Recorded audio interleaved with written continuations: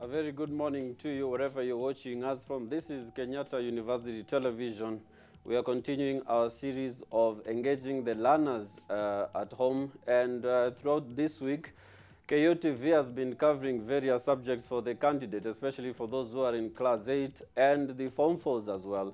And Friday today, we are going to focus on humanities. My name is Teacher Jasper, and I'm going to take you through the setting and the marking of history paper 1. This is for the students who are at home.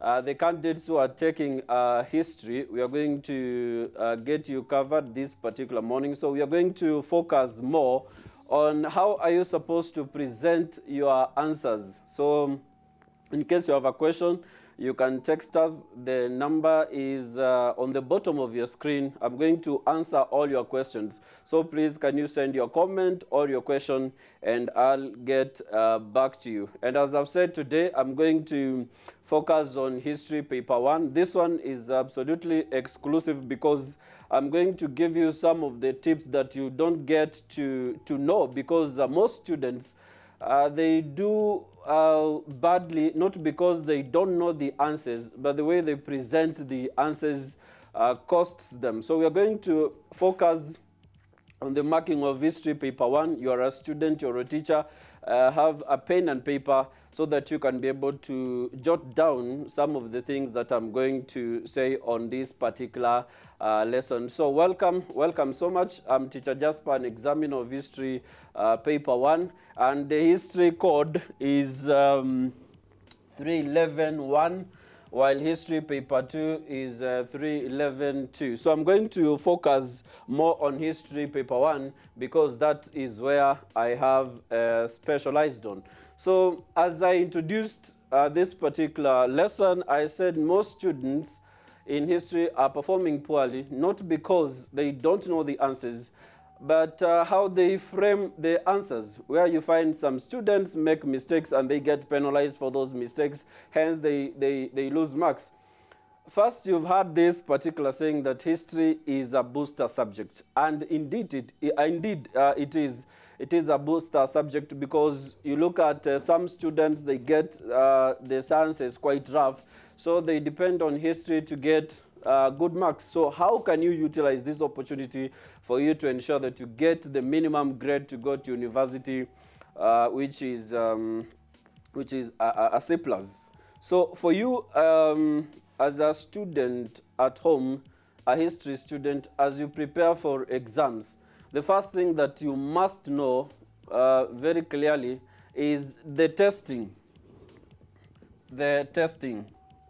And that is, how is the structure of history paper? What topics are set in paper 1 and what topics are set in paper 2? For example, the paper that I'm talking about, 311-1, the topics that are usually tested here is topics that deal with Kenyan history, unlike in paper 2, which deals with topics that don't touch on Kenyan history. For example, let us list some of the topics in Form 1. The first topic in Form 1 is Introduction to History and Government. Introduction to History and Government. Then the second topic is Early Man. The third topic is Development of Agriculture. After development of agriculture, we have the socio-economic and the political organization of Kenyan societies. Then after the socio-economic and political organization of Kenyan society, we have the topic contacts between East Africa and the rest of the world. Then we have number 6. We have the topic called national integration. And then finally we have the topic of citizenship.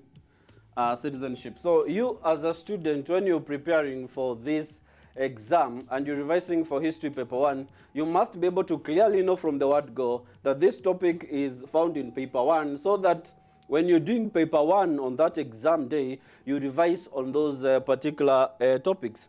The first topic we have is Introduction to History and Government. This topic can cut across either in paper 1 or paper 2 because it is introduction. Then you have Early Man. Early Man is a paper 2 topic. Development of Agriculture. This deals with Mesopotamia, Egypt, agrarian revolution in Britain as well as United States of America. So that one is a paper 2 topic. The socio-economic and political organization of Kenyan societies in the 19th century. This is about Kenya, so you'll find this topic in history paper 1. Then you have contacts between East Africa and the rest of the world. That is a topic that touches on Kenyan history. And then you have national integration, of course, Kenya, citizenship, of course, Kenya. So you can see that paper 1 topics are those that touch on history. Now let us go to some of the most crucial things that you as a candidate you're supposed to know before you sit for any exam. And it is worth noting that previously history paper 1 has been performed poorly, especially in the last 3 years. The performance has been worrying, and we're going to look at some of the factors why this performance has been on the decline.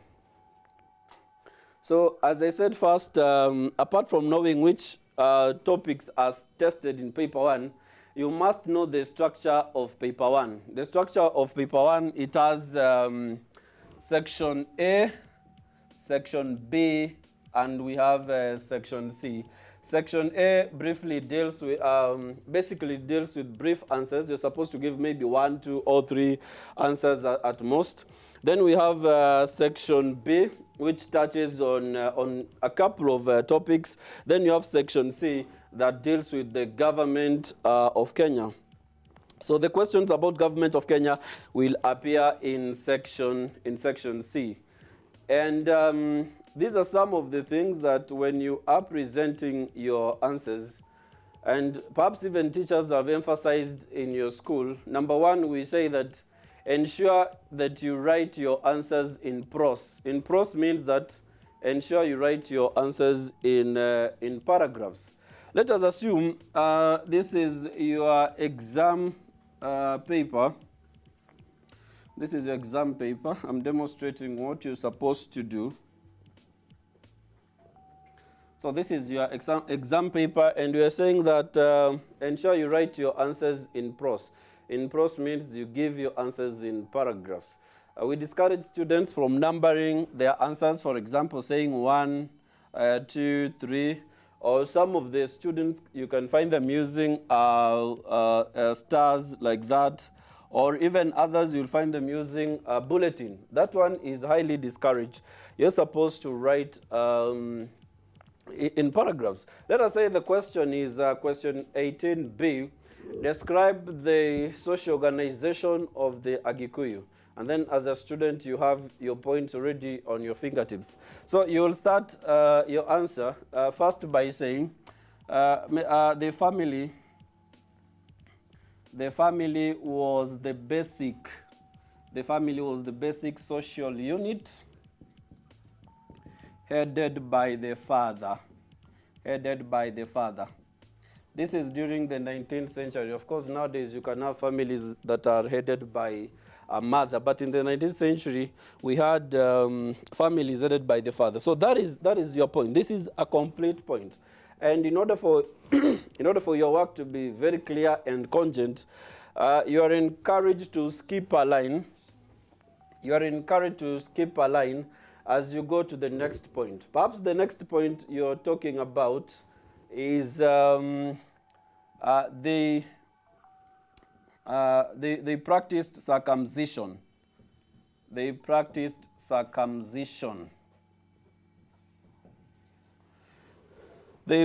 the circumcision of both boys and girls.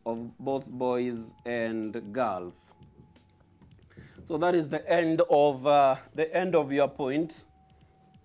Then, as I have outlined here, is that you must skip a line.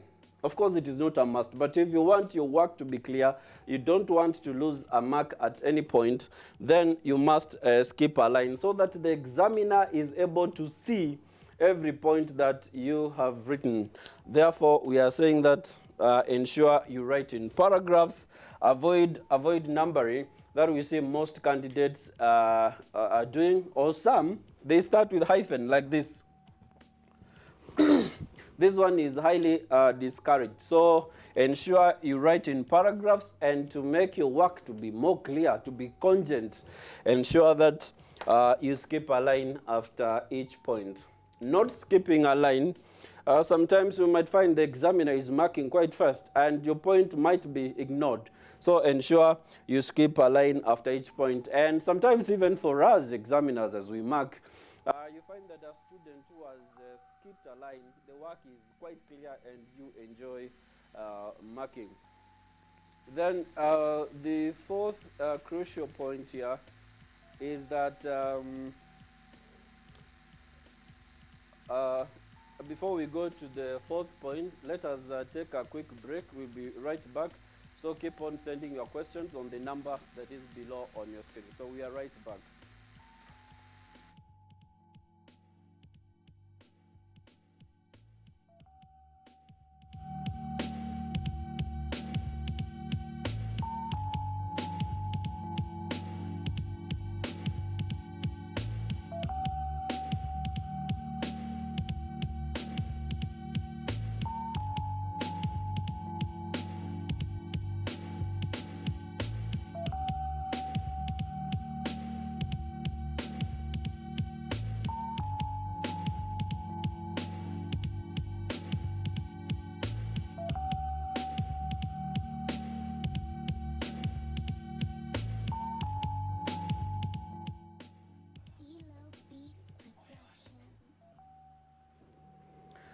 Welcome back from that short break. We continue with some of the tips that I'm giving to candidates who are about to sit for their exams.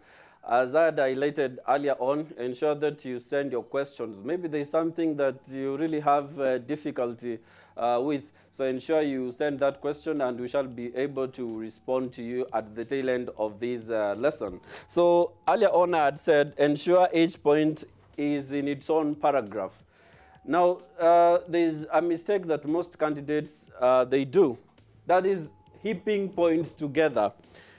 For example, the family was the basic social unit headed by the father.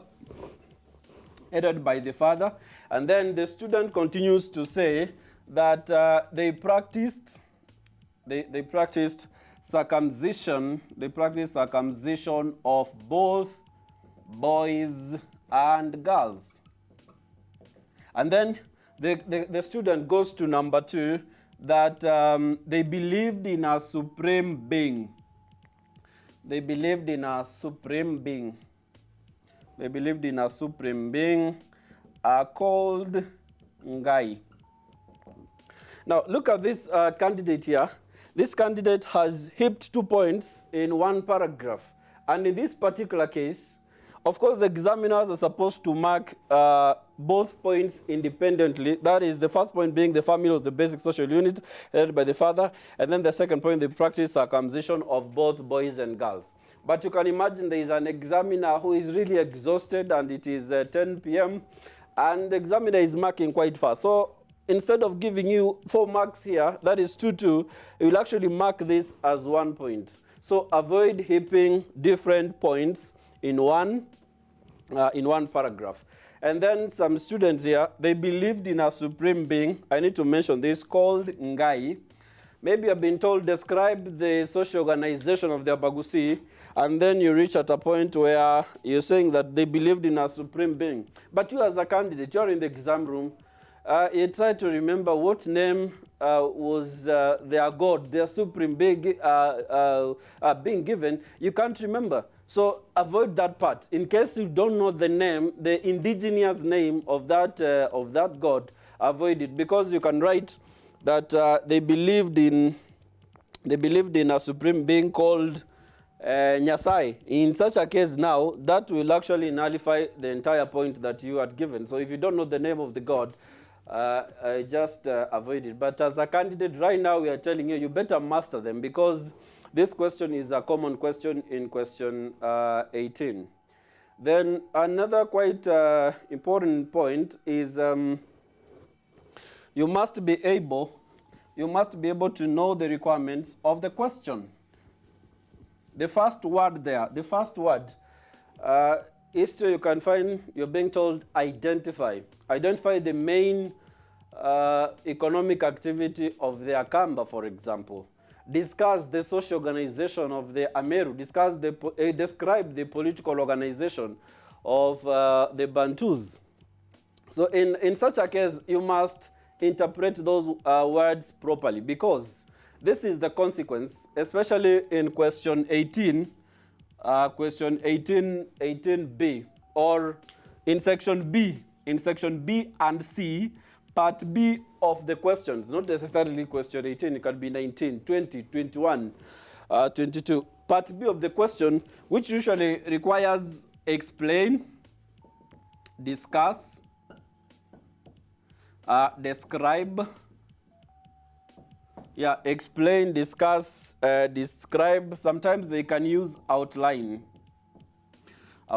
Now, when you have been told to explain, please ensure that you do explain, because lack of explanations will attract a penalty. That means that, for example, you have been told describe or explain the factors that enabled the Akamba to participate in long distance trade. Then a candidate writes unfavorable climate. In this case, this candidate has not explained his point. He has just written unfavorable climate, and therefore you don't deserve 2 marks, you just deserve 1 mark, and therefore the examiner will put a tick, but however it is a half tick, so you'll get 0, 0, 1. And this is where most students, they lose marks, because I really do not understand why a student, you already have the point. Why can't you explain the point? And some students, they usually think that they can put unique explanation. No, just tell us whatever that you know about the unfavorable climate. So get that one very clearly, that in history paper 1, when you have been told to explain, discuss, describe, or outline, and then you just state like that, there is a penalty and you cannot score full marks. This is especially in part B's of section B and C. So most candidates lose marks in that area. Then the 6th point here, which you need to get very clearly, is avoid using initials when answering the questions. Avoid using initials when answering the questions. This is another area that has costed a number of students. For example, last year there was a question. This is history paper 1, number 21A. The question was, identify 3 political organizations that Ronald Ngala worked with in his political career. So one of them was the Coast Africa Association. The other one was Kenya African Democratic Union, famously known as KADU. So if a student is giving his answers, then he writes Coast Africa Association as one party. The other one is Kenya African Democratic Union as the second party. Of course, this is correct. But these initials that you're giving, this could mean anything. It could mean anything that that you're thinking about. This KADU could mean anything. So when you're giving your points, avoid writing initials, because when you use initials, the examiner has no option but to give you a 0. And that is how a 0 is given at the marking. So avoid initials, just write in full. For example, you're writing Convention People's Party, CPP. Ensure that you write in full, because initials are not awarded at the Kenya National Examination Council in History Paper 1. So you'll have lost about 3 marks in that case because you are using initials. And then, quite crucial here is that, and this one is very vital, when you give a point, it must be a historical fact. You know, there are some students who play around and then come the exam, they don't have any point to write, and then they'll start giving rumors. In such a case, you'll obviously score 0. Now, and also quite crucial is that the answers that you give, they must be found in a textbook. There are those core textbooks that you've been told about, Evolving World, Milestones in History, KLB History. Points that are found in those books are not are awarded in KCSE. So if you write a point that is not found in those books, however correct it is, you will not be awarded. So ensure that you use the relevant material when you are revising. And then another one which is quite crucial, where students lose marks, you find a question asking you, discuss or state the reasons for the migration of the Abagusi or any other community from their original homeland. There are these points that students get wrong. Now, the point is external attacks. Maybe it is a state. The student has written external attacks, and then there is internal attacks. Now, these are 2 different points. However, there are some students you find, instead of writing external attacks, they write external conflicts. External conflict, because they confuse, because you can say internal attacks stroke internal conflicts. But when you write external conflicts instead of external attacks, then I mean, you make our work very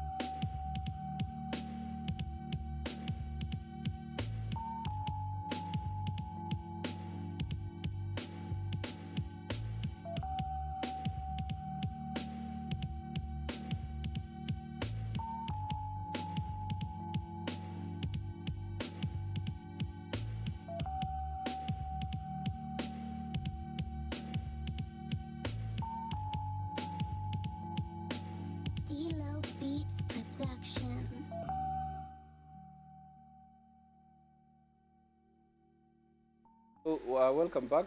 Sorry for that technical hitch, but we continue to ensure that the learners at home are able to learn something. So a reminder, keep texting us the number at the bottom of your screen. We shall be able to respond to your questions at the tail end of this lesson. So as I was saying, avoid saying external conflicts, but write external attacks, because this is a common question in exams, and students who write so they don't score in that area. Now, another quite crucial area that you need to know, you need to read widely. The reason why I'm saying that you need to read widely is because there are some questions that you might be having, and it requires a student who has read deeply. Last year, KCSE, I'm still referring to to history paper 1, and there was a question. There was a question here about the Akamba. That is question 4, KCSE 2019. Question 4 is identify the main economic activity of the Akamba during the pre-colonial period. And quite a few students got this question right, because the answer most students were writing is long distance trade, because in Form 1, remember that topic, the Akamba's long distance trade. But after much consultation between the examiners, it was agreed that the main economic activity of the Akamba during the pre-colonial period was livestock keeping. So you can see that reading widely will enable you to perform well. Remember, there is a topic in Form 3 about early political associations, and one of them was Ukamba Members Association. And one of the reasons, or the main reason why it was formed, was to oppose the destocking policy that was being carried out by the British. So reading widely enables you to have a good advantage, especially when you are answering questions that require critical thinking and deeper analysis of historical facts. And then something that is quite crucial is grammar. Ensure that you use the right grammar. As much as history paper 1, you might not be penalized for grammatical mistakes, but there are some points that might make you lose marks, especially when you write a word and that word might have a different meaning. In that context, the examiner has no option but to deny you marks. So do not say, I'm not very good in grammar, so that is why I'm performing poorly in this subject. Of course, we are encouraging students. I cannot be on live television telling you, now can you write the way you want. No. You must ensure that you use the right grammar when you are answering these questions, because without it, then you might actually lose a number of marks, which was to enable you perhaps join university. And then on the explanation and giving examples, there are some students have the right point, but then they give the wrong examples or illustrations for that case. For example, you can have a question. I think I did give this earlier, where you say, for example, you told describe the social organization of the Abagusi, and then you write, they believed in a supreme being. They believed in a supreme being called. They believed in a supreme being called Mulungu. Now, this is the answer of a candidate. Of course, it is a good point that they believed in a supreme being, but the candidate has gone ahead to invalidate his point by giving an irrelevant example of Mulungu. So in such a case, then you'll be penalized, and in this case, you'll get 0-0.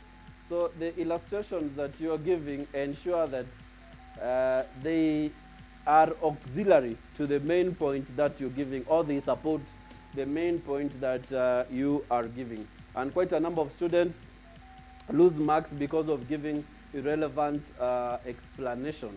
Now, there's a student at home there, a candidate, you're asking me, now, teacher, what am I supposed to do? If I can remember the point, but I cannot remember the example to give. In such a case, if you are in such a position, don't make it quite complicated for yourself. Just give the explanation, explain in your own words. It is not a must that you're giving an explanation that is found in KLB or Revolving World or in Jasper's book, for example. No, just give an explanation that, that you understand by yourself. So avoid giving irrelevant points, because this will cost you big.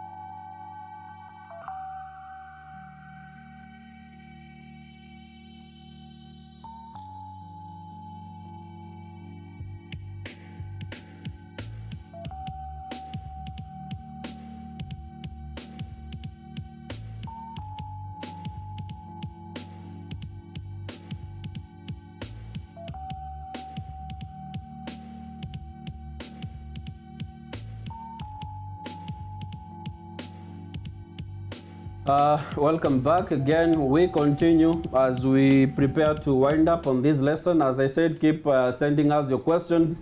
I can see a couple of people are already sending in your questions, and I'm winding up on the presentation that I have because it is quite a lot that I can present, but due to time constraints, I may not be able to answer your questions. I can see people like Boniface are still asking the questions, so I'm winding up my content to respond to your questions. I was talking about repeating of points, where some candidates you find the candidate is required to write 6 points, but he only has 4 points. So the candidate decides to repeat a point, hoping that the examiner will not be able to see it. I can tell you the reason why that will not earn you any mark at all. You just be wasting your time writing that point. Because when examiners are marking your paper, for example, they believed in a supreme being called Mulungu. First and foremost, all the answers are in the marking scheme. And when I'm marking your response, I will mark this one as 2 points, and I will peg your point on a certain point in the marking scheme. So I'll say this point is found in answer number 1 in the marking scheme. So if you repeat this point again, I'll be able to tell because I pegged in the first option, then I'll not award you in the second option. So repeating points will not earn you a mark. Perhaps you're hoping the examiner will not say that. No, we actually see it very, very fast. And then another area here, which most students take for granted, is the instructions are discuss 6 characteristics of coastal city-states in the 16th or 18th century. Those are known as closed questions. In history we have closed questions, and there are those that we say open-ended question. Open-ended question. In closed question, and the Kenya National Examinations Council, you look at the exams of the last 3 years, most of the questions are closed. So it is very rare for you to find an open-ended question that you can write a number of points. So closed question means that give the number of points that you've been asked. If it is 6, ensure the points are 6. If it is 5, ensure the points are 5. There are some students, I don't know, perhaps they read a lot and they have a lot of points that they want to show that they really understand history a lot, where you find the candidates are giving extra answers.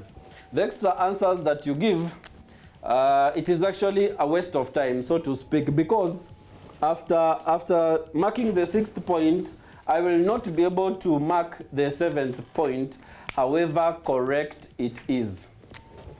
Let us say this is point 1, point 2, point 3, point 4, point 5, point 6. Then we have 7 and 8. You are told write 6, and then you've written 7 and 8. But in this 6, you scored this one, you didn't score this one, you didn't score this one, you scored this one, you didn't score, and then you scored this one. These ones, these 2, however correct they are, they will not be marked. So avoid giving extra points where you've been told the question is closed. But in open-ended question, for example, you've been told discuss the political organization of the Nandi. In such a case, you can write several points that you have. You can write 10, you can write 11, 15, because there is no limit. And in such a case, then you'll be able to score on the questions that have been marked in your case. So there are quite a number of students here who are asking questions, and I'm going to read the questions as well as give you a response. Then this one here, he doesn't give us a name. Okay, there's a name here. Hey there, I'm up here from Masinga Boys High School. My question is, do we write an answer in point form or paragraph? I think I've already outlined that or said that earlier. I said that ensure your points are in a paragraph and skip a line after each point to make your work to be more clear and appealing to the examiner. Then this one here is Solomon Kelly Katulani from Katulani Boys Kitui. I'm asking whether one can give more than required and get the given marks. I've already said that in a short while that if you give an extra point, that will be for decoration purposes for your paper. So avoid giving an extra point because it will not give you a mark. If it is 2, ensure you give 2. And it is very vital to say this. Perhaps the question is asking you, give 3 examples, give 2 examples of Western Bantus. Then the candidate writes Abaluya, then Abagusi, and then the candidate also writes Abasuba. And then because it is in an answer sheet, then the candidate adds Luo. So these are the answers of a candidate. And the question is that as an examiner, are you going to mark downwards or are you going to mark across the line? Because this candidate was asked, name 2 examples of Western Bantus, and then he has given 4. So in such a case, answers are read across the line. So Abaluya, you'll get 1 mark. Then Luo, you'll get 0. Abagus, you are requested to give 2. So therefore, in this case, you'll just score 1 over 2. You just score this one. These correct answers the candidate gave, Abagusi and Abasuba. But I counted the responses, 1, 2. That is where I stopped. So this one was correct. However, the candidate was quite confused, and the candidate will score 0. So it is quite clear that you should give your responses accurately. Then another one here is, this one is asking a very good question. He doesn't say the name. Which topics are mainly found in section B of paper 1 and paper 2? You look at the last year's paper, candidates have been projecting. They say, for example, in question 18A, you expect a question on the peoples of Kenya in the 19th century, but last year it wasn't there.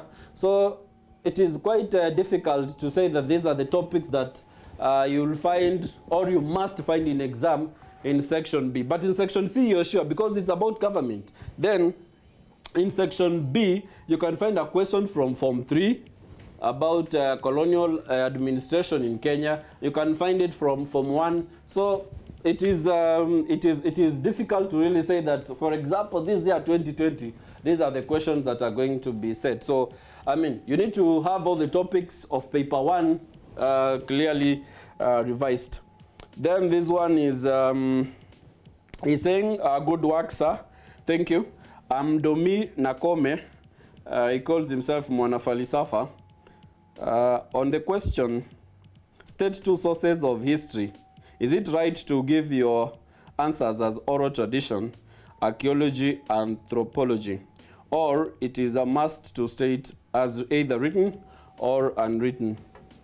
I've seen this question in a couple of papers, and most students do not score. When you've been asked about explain the sources, for example, explain the sources of Kenyan history, then you go back to Form 1. Name them: archaeology, anthropology, linguistics, oral traditions. Don't say written or unwritten, because those are types of sources. So, I mean, ensure you write the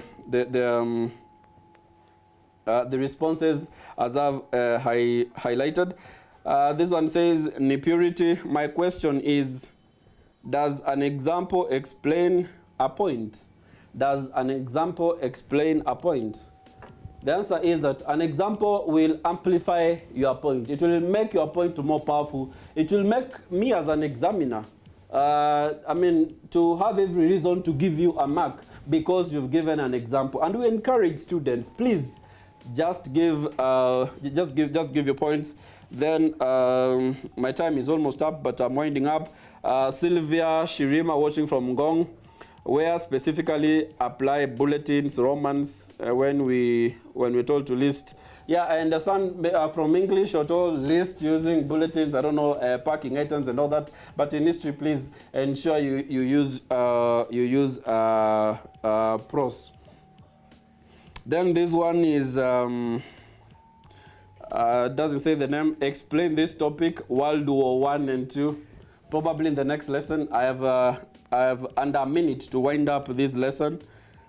Describe the constitutional making process in Kenya. Again, it requires time, probably in our next lesson. Then this one says, if one cannot remember the name Ngai, for example, in the exam room, can one be denied marks? I've said if you don't remember the name, you are in the safe hands of not writing that name. But if you write another name, then you'll be penalized for it. This one says, there's something I didn't get about avoid writing in paragraphs, but how should we write? I've said write in paragraphs, but skip a line after each point. And then there is another one here says, what happens if one attempted a question in section B or C and was halfway done and the points drain away and cancels it away? And yeah, very good question. So if you decide that you cancel your points by crossing that, the examiner will not mark that question because you have cancelled it. However correct the answers are, so long as you cancelled by putting a line there, that question will not be marked. My name is Mohammed Ngure. My question is, I cannot see it properly. Then this one here is, can I number my work using Roman? That one is answered. Do you mark spellings in history? If you miswrite the name to mean another name, then you'll get 0. But if you misspelled a word, for example, you are writing Homo erectus, and then a student write Homo erectus. Then a student writes Homo erectus. In this case, you'll not be denied the mark because you already know the point. So until next week on Friday, we shall be able to cover more. As I said, my name is Jasper. I'm also the author of this book called Smart Grades in History. In case you need a copy, or you want to talk to me or more, you can call me via my number is 0711 873 512. 0711 873 512. I know you could be having questions which I've not tackled here. Perhaps you can reach me through that number. So thank you so much for your time. Until next Friday, continue watching KUTV. There are several lessons coming up, sciences, for primary schools and even high school. We shall continue to get you covered. So thank you so much and happy Easter.